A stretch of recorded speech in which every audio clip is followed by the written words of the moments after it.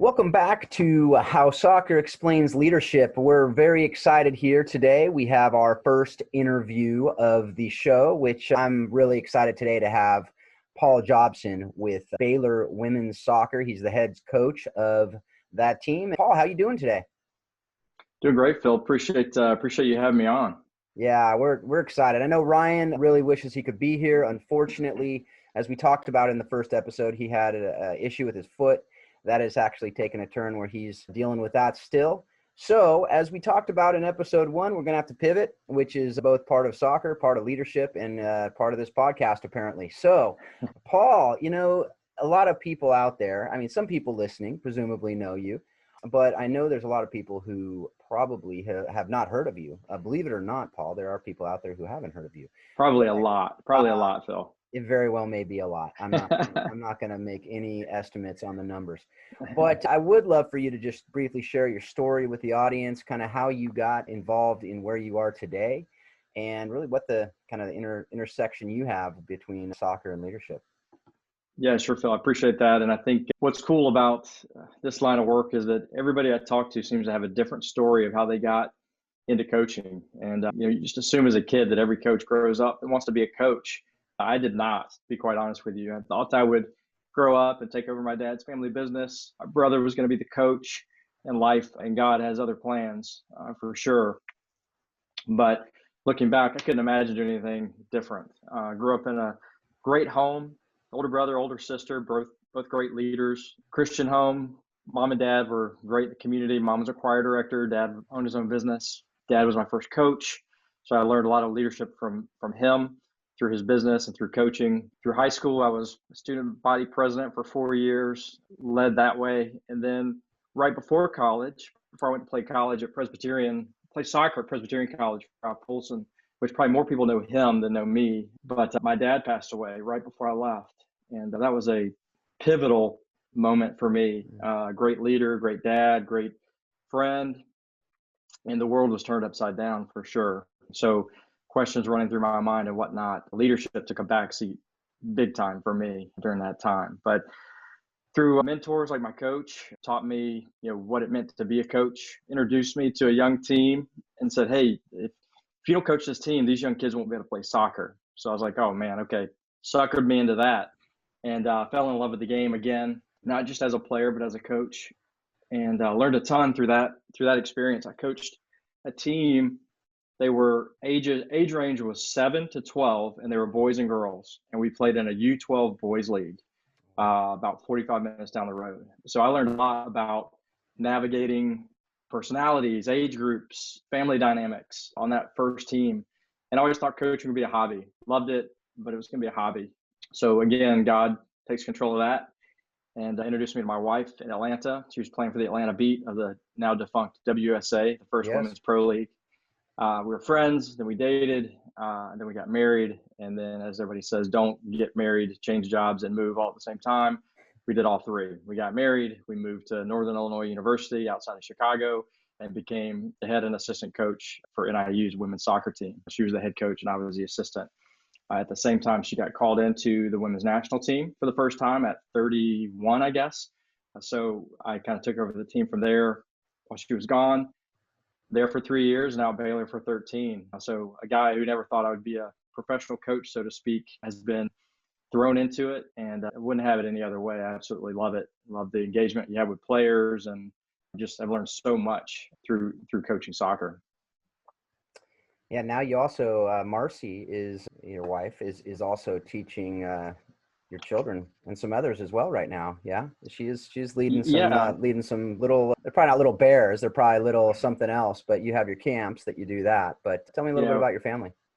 So we've been blessed with 4 boys since we've been here in Waco. They are 11, 8, 6, and 3, and they are just obviously the joy of our lives. And as our children started getting older, Marci and I were coaching together here and realized other people were raising our children. So we took some steps back, and she kind of phased herself out of the program, off staff, to mentor our young children, and coaching 3 of them right now in the recreational leagues, and just mentoring young people become a new passion of her. Younger people, she's always mentored, Yes. college and up, but the younger kids has become a new passion of hers that God's put on her heart, and been really fun to watch that, and really more fun for our alumni to see her coaching and realizing she coaches the 6, 8, and 11-year-olds the same way she coached our college kids. So Right. it's awesome. That is fantastic. And what's cool about this is I'm finding out more and more about our overlap of our lives. You know, when we met, it was actually my daughter was visiting Baylor, and we got to meet that way. But we overlapped in Atlanta. My wife was the chaplain of that Atlanta Beat team, and that's how we got to know Marci, which was fun. But you and I never met there. You're, I believe, what, youth pastor? Somebody, Brett Armstrong was the man that I coached with in Nashville when I was in law school. Yep. So I forget what Yep. his connection with you was, but we found that one out pretty quickly. Yeah, Brett and I, our families grew up in the same little church just outside of Atlanta. So our families are intertwined back through our parents before we were probably born, each of us. That's so cool. Yeah. So Brett and I, Yeah. we mentioned that team that I coached in Nashville that won the first state championship for Christ Presbyterian Academy.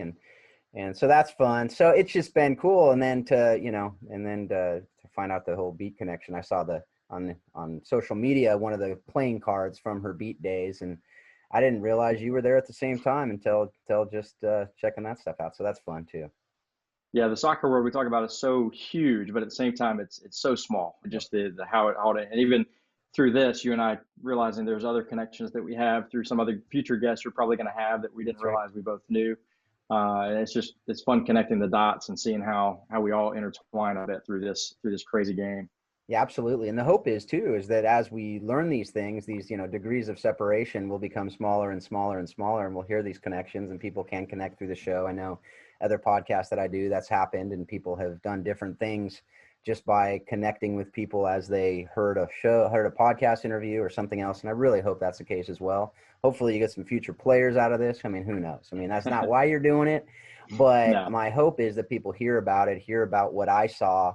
And it was what I was getting at when I watched the practice, just to hear how the alumni are watching Marci coach. I just watched her. I was like, man, I think I definitely want my kids to play here. I'd love to coach here with these guys, because it's one of the things I very much respected. And so it's one of the reasons why I wanted to have you on. I thought it'd be a great first interview. So with that, appreciate it. What is that, just kind of your overall philosophy of coaching as you get these young women into your program?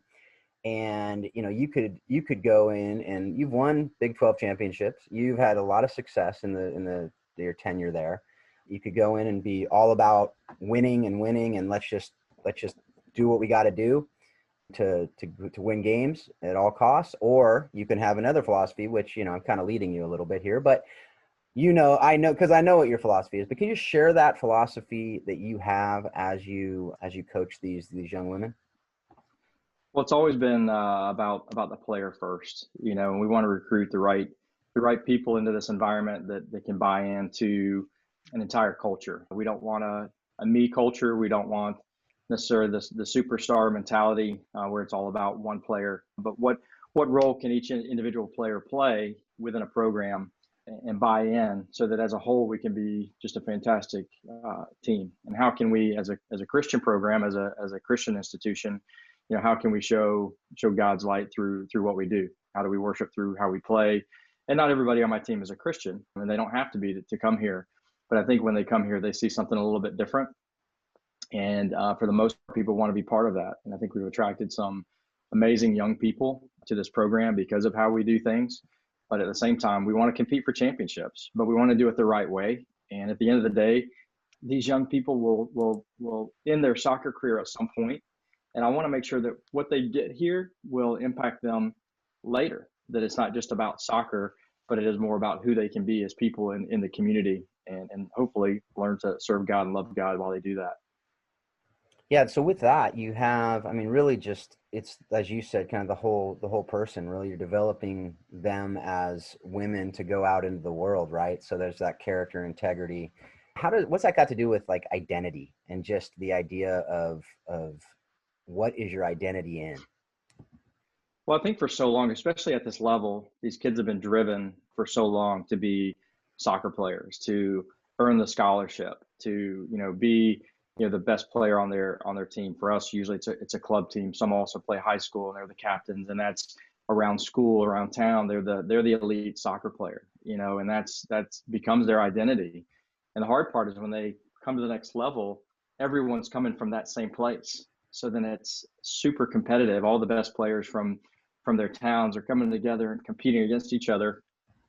And some people aren't the most talented anymore, right? So all of a sudden, being the best player is out the window, and it's okay. What am I really about? What am I really good at? What am I?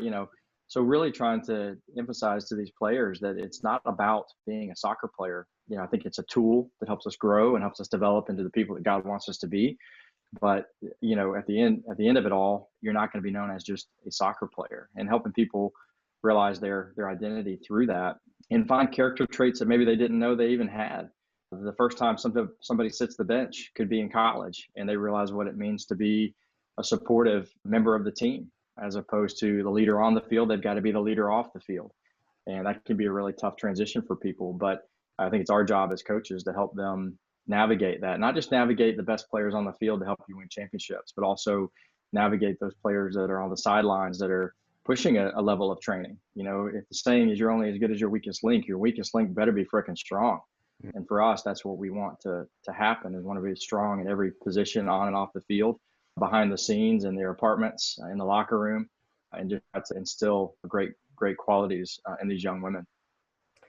Absolutely. And that's something that, as we have been talking about these things, that reminds me really of when I was just out of law school. I went to clerk for a judge, and I had this opinion that I wrote, and I thought it was the best thing since sliced bread. I thought I was going to go to the Supreme Court. It was going to be the biggest decision they were going to have that year. And he sat me down and he looked at me and he says, Phil, he goes, here's the deal. You're used to being number one, or top of your class. You're used to being that best student, and that, that's really become part of your identity. And he says, but here's the deal. I'm here to teach you how to be a better lawyer. I'm here to teach you how to be a better person. That's part of my job. And that's how I see the coach's job, but really any leader's job. If your identity is in your position, your job, your whatever it is, you're missing out on really so much of who you are created to be, right? I mean, I think that there's that lesson. And is that something that you're seeing that come to fruition as your players leave the campus and are stopped playing soccer? Have they come back and talked to you about that, how that's impacted them? Yeah, I mean, it's one of the greatest things about, I think, being a college coach. I mean, our job is to transition young people from when they graduate high school, they think they're adults, leaving home for the first time, and transitioning during these 4 years to really make them ready for the real world and be an adult, ready to make adult decisions. And just the joy of doing this so long now, of seeing, what I still consider my kids, my young women who are now full adults, having children and leading families and leading businesses. A lot are in the healthcare industry, and of course during this COVID season, just seeing them lead communities and be, kind of the backbone of communities during this really an uncertain time from a medical standpoint has been really, really fulfilling. We have a saying here, faith, family, football. And our idea is, can faith and family stay priority? Football changes. Faith, family, job, faith, family, whatever that may be. But the football piece, at some point, your career's over. Kind of like being a Christian athlete. You want to be a Christian mom. You want to be a Christian dad. You want to be a Christian employer, employee. But same thing with faith, family, football. Faith is first. Your family is second. And then football or whatever path you're in comes third. And I think really the players really embrace that as they go into the real world of, hey, can your faith be priority number one, and filter everything through that? Take care of your family. And then those things filter into what it is God has called you to do. Yeah, I love that. I love that. And I think that as you're talking about it, as we talk about on here, and we've talked about a lot, you use those things you've learned in all those different things to help those different areas to be stronger, right? And that's something, but to make sure you have your priorities straight, I think is what you're getting at there. Yeah. Yeah, absolutely. I mean, you've got to prioritize, because you can get lost pretty easily. I mean, in your line of work and the folks that you deal with, that sometimes the hardest thing is getting people's priorities in order, because they want to be, for me, they want to win a Big 12 championship. They want to win a national championship. But if their other priorities aren't in line, they're going to trip over the little things and never get to that point. They're looking too far off into the distance, so we've got to, as leaders, we've got to narrow things down, say, hey, these are the goals. Absolutely. But let's focus on the things that are going to get us there and prioritize correctly. And I don't know what you've seen kind of fill through your experience on some of that. Yeah, I think that just the prioritization of life is critical, and to learn the lessons that you are learning from different areas, but to not just have those in a vacuum, right? To make sure that you're incorporating all areas as much as you can, but also that you are making sure you keep the main things, right? And so Right. I think that's critical. So as you mentioned something earlier, talked about kind of the weakest link needs to be really strong, right? And you need to be able to have the different people on the team knowing their roles, but also, something that is a really important concept in leadership as well is the idea of leading from the middle, right? And so how do you train up your team to do that? First of all, what do what do you understand when I say that to mean? What does that look like on your team, and how do you train up the women to do that? Well, I think it's so easy to take your best players, to make them captains, to put the leadership kind of onus on those folks. But I think as coaches, sometimes the most important piece to focus on are those kids in the middle. The kids that are kind of bringing the top in a little bit and bringing the bottom up a little bit and kind of gelling things together. They're kind of somewhat your quiet leaders. They're the ones that lead, in the locker room or back, at the apartments, away from the field. They're the ones that socially are getting folks together to kind of put a real perspective on what we're really doing here. Because I think the elite of the elite can get lost in the clouds at times, right? Keeping perspective can be tough. And then the ones that are not getting the playing time they feel like they deserve, so to speak, or that they expected when they got in can trickle off and fall off a bit. So the ones that are in the middle, I think, are very important. That they're kind of the glue to it, right? They're bringing things together, and I think helping lead those kids can really, and focus on those kids can really be very impactful on your program. And I think as leaders, we can't gravitate towards the top because sometimes those kids can take care of themselves. But if we can focus on some of the other parts that need the most attention, I think you serve your program. I think you serve your players or your employees or whatever it is. I think you serve it better, because sometimes those are the ones that don't feel like they're getting the attention.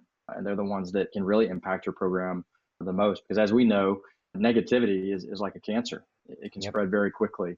And the quickest ones to go to negativity are the ones that don't know. It's human nature to not know something, and then you fill that void in your mind with negativity. So the ones that don't know, the ones you're not speaking to, are filling their gaps in their minds with all these negative ideas. So as leaders, as coaches, we've got to make sure we're filling those gaps for them the proper way. And I think that just spreads through your culture. Yeah, absolutely. I think that it's so important. It was so cool. I was talking on this idea with a friend of mine from high school who played soccer. She played at D1 level. And she was saying, she goes, yeah, I'm not a leader in my organization technically, but I feel like I'm the center midfielder in that organization. I feel like I'm passing things off to people. I'm kind of really keeping things organized and being that, not controlling things, but really being able to keep things in order and passing when necessary, and really just kind of being that field general. As those of us who play soccer know that idea, right? That idea that you need that person to kind of that six, holding midfielder, to be able to just play that role of holding down the fort, but also being able to put that pass where it needs to be, and being in these different positions to kind of ward off the issues. And so I think also with that idea, it's really important, as you said, for the morale, right? When everyone, the reality is, a leadership principle that I talk to people all the time about is you are leading somebody. Whether you know it or not, everybody is leading somebody. I tell that to my 9-year-old son. You are leading people. You are influential. Because again, leadership is not position. Leadership is influence, right? Yeah. And so you will influence. If you're a negative Nelly and you're on that field and you're just being negative all the time, that's going to bring people down.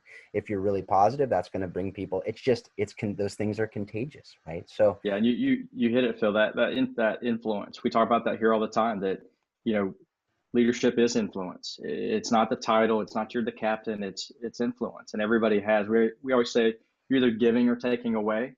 There's really no middle ground. If you find yourself in the middle, you're probably influencing in a negative direction. But influence is, I think, an absolute best way to describe leadership is influence. And how are you using your influence to make your team and teammates better? yeah, and that leads into another thing I wanted to talk with you about, and that's really, you've alluded to it a couple times in this already in this interview, just the idea of culture, the idea of the chemistry on the team. There's a Peter Drucker quote that I've heard on other podcasts, I've heard all over the place, and I've read it several times as well, which is culture eats strategy for breakfast, right? And the idea that sometimes our best, quote unquote, most talented teams don't have the most success on the field. So talk to me about that and how you've seen that play out in your teams. Well, I mean, first and foremost, I've learned a ton about this from Marci, from my wife. She's just an incredible leader of culture, because that was kind of the role that she played through her career. I mean, she was a top player, All-American national team player, but she would pride herself on being just a great teammate, and knowing the different roles within a team and within a culture. And I think that if you can get your culture right, and you can put a vision out there, a mission. What is our vision? Well, your goals are winning championships, but that's not your mission and that's not your vision. And you kind of have to put that out there as to what kind of team we want to be. And if you can get complete buy-in, you absolutely can be better as a whole than if you just had a couple of stud athletes. I think you and I spoke briefly the other day about early on in our culture here, we were rebuilding. This program hadn't had a winning season in 10 years before we got here. And the culture was not great. We come in and say, hey, what do you want to be? What kind of team do you want to be? And the girls would say, well, we know what we don't want to be. We want to win. We say, well, you may not like how we do this, but we're going to go after it, and it'll be hard. And their buy-in immediately was just incredible. We had freshmen coming in playing over seniors. It was like, hey, this is what you wanted. Are these girls better than you? Are they more talented? Yeah, coach, they are. I think this is what we need to do. And just their buy-in was incredible, to where you get to 2012, and player for player, we had no business winning a Big 12 championship. Player for player, we had no business getting to the Sweet 16 and taking North Carolina to penalty kicks. No business, player for player. But culturally, I think we had the best program in the country, just because the buy-in there from top to bottom, everybody was on the same page. We knew what we wanted to be about. We knew what we wanted people to see when they looked at us. And that's been continuous, not through the best years, but you're not always going to have success, but you're so much more capable of being a better team when everybody's on the same culture train than not. Early on, we couldn't take on a top kid who had a bad attitude, because the attitude would overweigh the culture. Right. Now we're at a point where our culture could probably take on a kid that maybe doesn't have the best attitude, because the culture is greater than a single player. So right. I think establishing culture early on, maybe taking your nod because of it, is so important. It is about the long game, which can be tough in our industry because we are results driven. But we really felt, Marci and I just felt from the very beginning, that we were going to do it a certain way, and live by the sword, die by the sword kind of thing. But we felt like God honored that, because it was what we felt like we were supposed to do. And it's a way more fun environment to be around also as a coach. Yeah, absolutely. With that, I think that the next obvious question, at least for me, it might not be obvious to people out there, but in my head, and I'm the one asking the question, so I get to ask it. You get to lead that. That's exactly right. I can, even if you weren't thinking it, now you will be. So the idea, just recruiting. So obviously something that all leaders are having to do, if you grow at all, is to recruit new people. So with that come a few issues, right? You have the idea of recruiting the people for that culture. So you have the idea of, a virus, if it's strong enough, could overcome the strongest culture too, right? And, it just takes one to kind of feed into those other things. As we said, it's contagious.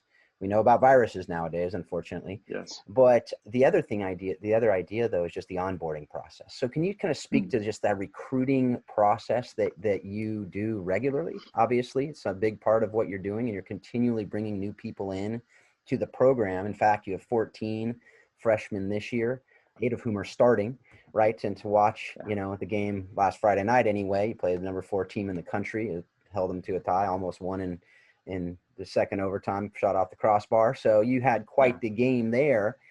But the idea of, you could see even on the field that buy-in to it. So which that to me kind of shows me there is a quick onboarding, because you're in the 4th game of the season. Is that about right? Yeah. So that's a we quick just played onboarding, 4. So Well, I think once you've established culture, as a coach, you're not hands off, but you hope to say, as my pastor used to say, you just keep them out of the ditches, keep them on the road. You're not driving the car, but maybe just keeping them out of the ditches. Your veterans are leading it at this point, and coming your culture being disseminated from within your culture is way better than it just coming out of the quote unquote leader or coach's mouth all the time, right? It's kind of like you tell your kid to do something 6 or 7 times, they don't get it. They go to their coach, says the same thing, and he's like, "Oh yeah, why wouldn't I do it that way?" And like, "I've said it 100 times to you. Why don't you do it?" So same thing with your own team. But once you establish your culture, you have buy-in from your older players. Onboarding the new kids is so much easier when your older players, your veterans, your leaders within your program are the ones really setting the tone. This is how we do things. For us, we just encourage our older players to wrap their arms around these young kids, because the sooner they are, woven into what we're doing, the better we're going to be, and the faster we're going to get there. The more it's, hey, you're the new kid, prove yourself. Like, we'll talk to you when you've, earned your keep, sort of thing, just sets you back. And these kids realize, especially once they become juniors and seniors, their career is almost over. We don't have time to spend a couple of years getting these kids onboarded. So I'm just really proud of our veterans for what they've been able to do with these 14 dynamic, unique personalities that have come in. They're over. I mean, we say 14, but let's put that in perspective. That is 50% of my team. right. It's not 14 out of 60. It's 14 out of 29. And so it's quite a lot of kids, and it can be a lot of influence. But once you establish your culture, it's easier to bring in that number of kids, and you're doing your due diligence, right? I mean, you're not just picking up any kid off the street. You're talking to coaches, you're meeting parents, you're meeting families, you're meeting the kid, you're spending time with them. And I think just the idea of, recruiting of, hey, you've got customers and employees, right? When we're recruiting customers. We're trying to sell the idea of Baylor University. We're trying to sell the idea of our culture and how we do things. And then when you get them on, they're still customers through their process, because they can really take off at any point if they're not happy, or you've sold them a bill of goods, right? This is what we're about. And they show up and they're like, hey, this isn't what I bought into. So you got to be true to your word. But then when they're here, they are kind of employees too. And you have to treat them the right way as employees, but hold them to a standard so that they can perform and take on that quote unquote burden of continuing that culture, right? Hey, you came here for a reason. Mm-hmm. Now that's on you to continue to push that culture and build it in what we can do to even be better. So that idea of customers, employees, as my players, I see them as both from a, at least from a business standpoint. I see them as customers and employees, and navigating what are they in that moment can be tricky at times. Yeah, and that's something you talked about during one of our conversations that really stuck to me, was the idea of that customer and employee relationship kind of idea, to put it into obviously business terms, which is what we're doing here, right? To have that intersection. And that idea of that consumer culture that has just seeped into virtually everything in our country and probably our world, is just this idea of, there's all these different options. And I think with the internet, people are seeing all those options more and more and more. And with the way the club system in soccer has gone, with the way the different things in pretty much all businesses have gone, you have options galore, right? To be able to go to. And maybe not if you're looking for a full scholarship or a partial scholarship or whatever, but you do have a lot of options. So with that, from the customer standpoint, I remember, when I was sitting in your office with my daughter, you were, you sold a pretty cool, pretty amazing thing. I mean, and I mean, that's what you were selling, right? And it was, and then I went and watched the practice, and it was consistent, right? So there's that side of it. And you kind of have that hire, slow, fire, fast, which you mentioned. The recruiting process isn't something where you just say, hey, oh yeah, you look good on the 2-minute video, so come my way. No, you obviously have that kind of slower hiring. But when it goes kind of bad, right? So let's say there's a virus. So let's say that, as an employee, there's sometimes you have to fire, right? What does that look like in the context of your team? Well, a couple things. I mean, and first off, I think we've got to hit on the fact that, with our social media world we're in too, everything else looks better, right? So kids are not just kids, all of us run the risk of not pushing through hard things and just getting out of it because it looks easier somewhere else or looks better somewhere else, or people are just telling you their great story, their best day, their best moment, and that's all you're seeing. So we're missing an opportunity to really teach these young people how to push through hard things and holding them accountable to things. But there are times where you do get a virus, and I think you have to navigate as a coach. Two things for me that I think of, or maybe a few things, but one is what's in the best interest. If we're talking about people first, and if that's my philosophy, I've got to think, okay, what's in the best interest of this young person? Is it to cut them loose, which isn't really very easy to do anyway nowadays, or is it to try to teach them something through this and help guide them through this? And then if you pick if you're guiding them through something, how long do you do that to where it then becomes, okay, at what point does this affect the other 28 kids on the team in a negative way? So navigating those two things can be very difficult. And to be just transparent with you, I'm very slow to fire, sometimes too slow, but at least I've been told. But I've just seen some amazing things happen with young people when you can, one, if you buy in and they buy in, some amazing things can happen. Now what I'm learning is that I'm very willing to buy in, but I've also learned there's certain people that are not willing to buy in on their side. Big talk, no action. And that's the moment where you realize, okay, it may be best for you to find another place. So I think that's a difficult thing, because I think, while you want to win championships and you want to build a strong culture, sometimes the strongest culture is built by those kids that fought through something, have now come to the other side of it and are like, oh, this is awesome. But the kids that don't click into that are the same ones that are like, oh man, they are the virus. So navigating that is extremely difficult, but it's definitely something that we're doing, yearly. Not, it doesn't, that's not all, roses here. There are kids it doesn't work out for. And I've seen kids go off and have great careers other places. And I've seen kids who've gone off and their troubles follow them. So, and I think I mentioned to you the other day, we've had a lot of successful kids come through this program. The ones that keep me up at night are the one or two or three that you feel like you missed. Those are the ones that keep you up at night. Yeah, definitely. No, and that's life, right? I mean, I think that is something that you've said a few things here. One of them reminds me of actually my law school days, the idea of the culture.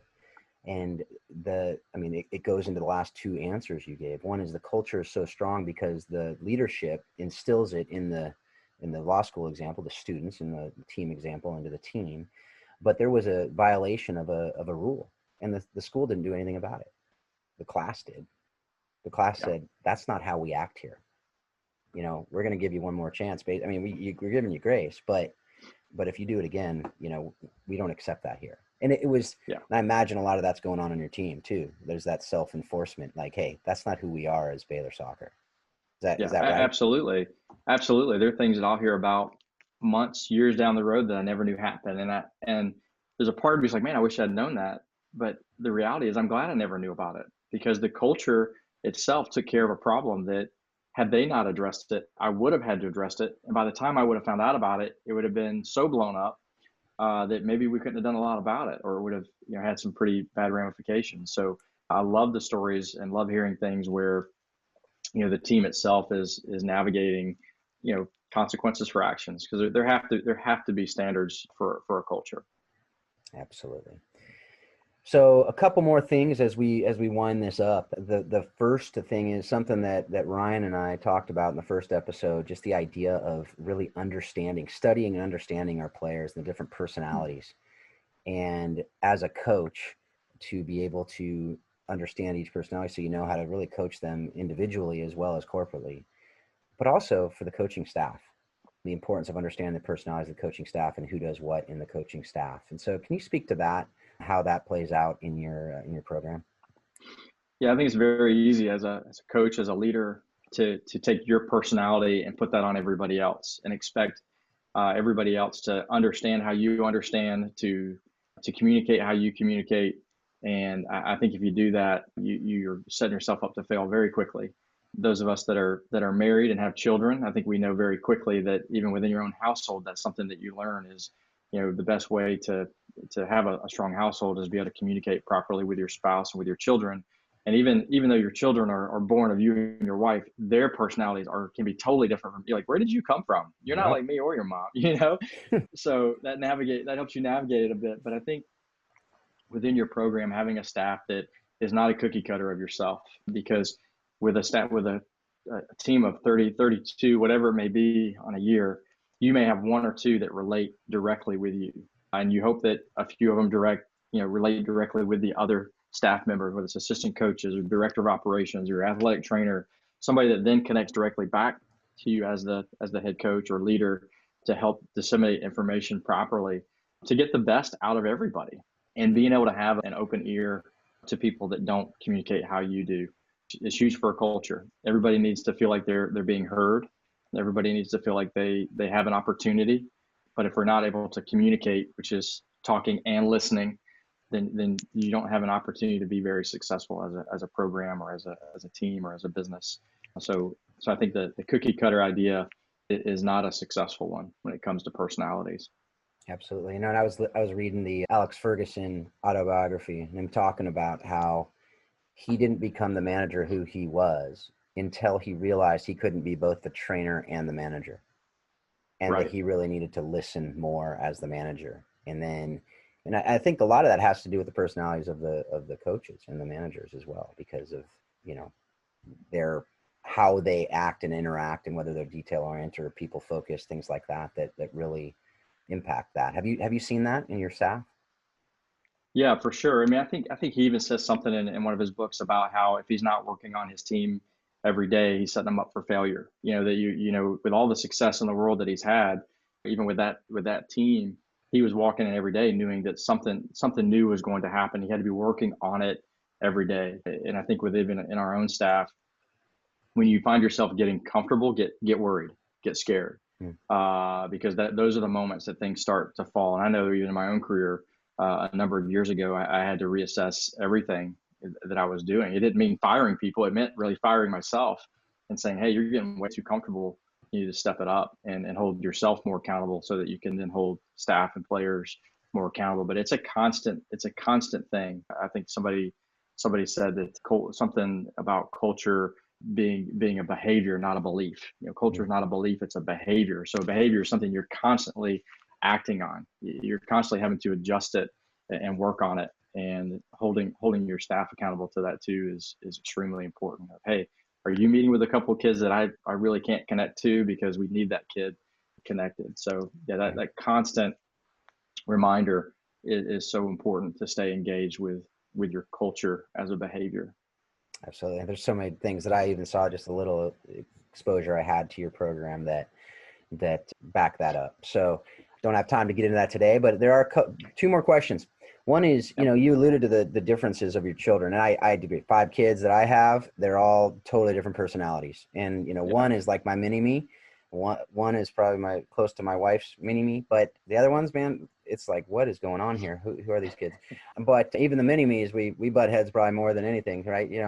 So, but what are some, I really want to be able to have people take the things we're talking about here and apply them into their lives. So some of the people listening are parents like you and me are, and that I am. And so what are a couple things, maybe just one thing that you have learned playing or coaching soccer that you and Marci use in your parenting, that you use in your marriage? What are some of those things you like? For instance, in my house, we often will say the retaliator gets the red. right? So, right, Straight off the pitch into the house. I like that's that. exactly right. My Yeah. wife and I we're both soccer players too. So, and our kids are too. So they get that, right? So there's things like that you might be able to do. But give me an example of something that you use that people might be able to take. Well, first and foremost, I don't care what job or industry you're in, your number one team is your team in your house, your Mhm. family. So whatever sacrifice you have to make to develop your culture within your walls of your home, do it. If it sacrifices your job and your culture within your industry, it's 100% worth it. We've taken some big chances over our career in the same regard, and have seen nothing but blessing within our household because of it. But I think that the game within our household. If you knew Marci as a player, she's one of the most Mhm. physically tough players that played. We talk a lot about getting stuck in, and if you're going to go into things lightly, you're more likely to get hurt. So go in hard, and that doesn't mean go in mean. It just means be confident in what you're doing, give your best at all times, because then no one can question your effort. Attitude and effort always are going to supersede talent, and so those are some little things I think that we try to embed. But culture, for sure, a mission and vision for our family, the things that are going to be non-negotiables within our household, as far as attitudes or talking back or disrespect, all play into our team. One thing that definitely overlaps is I tell my players and my kids, if you've done something wrong, tell me, because the punishment for being wrong, doing something incorrectly or wrong, will be way less than if I find out you lied about it. That's right. So honesty and truth and integrity will be number one in anything that we want to be about. I love that. I love all those. I'm going to use that stuck in thing too, because we all know most of like the vast majority of injuries come when you're not going all in, right? Yeah. And so I love that. And that Well, is something that, sometimes you can make up for a mistake by going all in. mhm. A bad touch is only a bad touch if you're not willing to make up the extra steps to get on that bad touch. That's So right. go in and go in hard. And sometimes you make a wrong decision, a right decision. A couple of my kids will love that you just said a bad touch can be remedied. So, so the last question, and the first interview here, we may be changing this last question, but I like having Especially something if I that's totally consistent. botch it, you can totally change it, right? I can always edit that out too. So, Yeah. but what book, kind of movie, podcast that maybe you've watched in a documentary that is really that you've used kind of most in your coaching that people can also use to help you understand how to lead others with excellence? Well, a couple things. Oswald Chambers, Utmost for His Highest, has been a go-to for me and Marci for our entire coaching career. There's just so many great nuggets in there really about leadership, about how God manages things, how to navigate people, how to lead people. John Maxwell, the 21 Most Powerful Minutes in Leadership, is a great daily devotional about leadership. There's a new podcast that actually, to promote maybe a friend of mine, it's called Chasing What Matters, and he and his son are working on this together, bringing in great Christian leaders. It's just an amazing podcast that I've really gotten a lot out of the last month that they've been up. And then one other person I'll shout out to is Tim Elmore. I think he does a great job helping navigate the different generations and how they are to be led. His Habitudes program are things that I kind of go back to now and again. And then, sorry, this is a long one. What's your one thing? I don't have one, That's all but right. any book from any professional coach, whether it's the soccer or football coaches to Dan Gable, who's one of the greatest wrestling coaches of all time, just nuggets from coaches that are more wise and more experienced than me is where I get some of my greatest nuggets of truth. I love that. No, you can't have enough resources for folks out there because different people like different things, different mediums as well. And I tend Yep. to get different things from different areas. And so definitely appreciate those. I've read a few of them. Haven't read all of them. Haven't, of course, when you say autobiographies of any coach, I definitely haven't read all of those. But Well, Ferguson is a great one. He's that got was a some fantastic one. great stuff in there. Yeah. So, all right. Well, Paul, thank you so much for your time. Thank you for just the wisdom that you shared today. I thank you for being consistent too, because like I said, I've watched you, from whether it's on TV, but also there in Baylor, or in Waco at Baylor, and I just thank you for being a good man that's a model for so many and are leading some these women, as well as, we didn't talk about your camps, but the young kids as well, with you and Marci and what you're doing. And I'm just very grateful that I've been able to become a friend. So thanks a lot, Paul. Absolutely. Well, Phil, thanks a lot for all you're doing, not only for the game, but just for the kingdom. And I just appreciate getting to know you over the last number of years, and looking forward to where this goes. This podcast, it can only go up from here, no doubt about it. So I appreciate you having me on. It's another leadership principle. You set the bar low, you can always hit it, right? So it's actually not a leadership principle, folks. That was a joke, just to be clear. Sometimes jokes don't go well over podcasts, but that was. Well, thanks a lot, everybody, for this first episode that we were able to have. We're very grateful that you chose to take some time to download this episode and listen to our conversation. If you liked it, which I hope you did, I hope that you will be able to share it with your friends on social media, that you will go and rate and review it at Apple Podcasts. And I just hope that, most importantly, I hope that you're using kind of what you're learning here, what you learned on the first episode after, before this, and what you'll learn in the future, as well as maybe reading all these books that Paul was talking about. You'll take it and use it to help you become a leader in every area of your life. Thanks a lot. Have a great week.